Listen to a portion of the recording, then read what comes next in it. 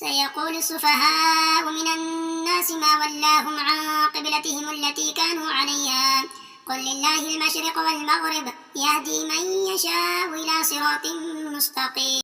وكذلك جعلناكم أمة وسطا لتكونوا شهداء على الناس ويكون الرسول عليكم شهيدا وما جعلنا القبلة التي كنت عليها إلا لنعلم من يتبع الرسول ممن ينقلب على عقبيه وإن كانت لكبيرة إلا على الذين هدى الله وما كان الله ليضيع إيمانكم إن الله بالناس لرؤوف رحيم. قد نرى تقلب وجهك في السماء فلنولينك قبلة ترضاها فول وجهك شطر المسجد الحرام وحيث ما كنتم فولوا وجوهكم شطره وإن الذين أوتوا الكتاب ليعلمون أنه الحق من ربهم وما الله بغافل عما يعملون.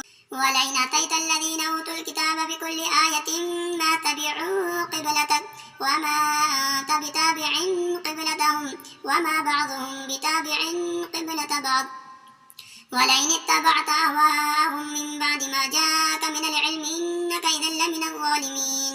الذين آتيناهم الكتاب يعرفونه كما يعرفون أبناءهم وإن فريقا منهم ليكتمون الحق وهم يعلمون.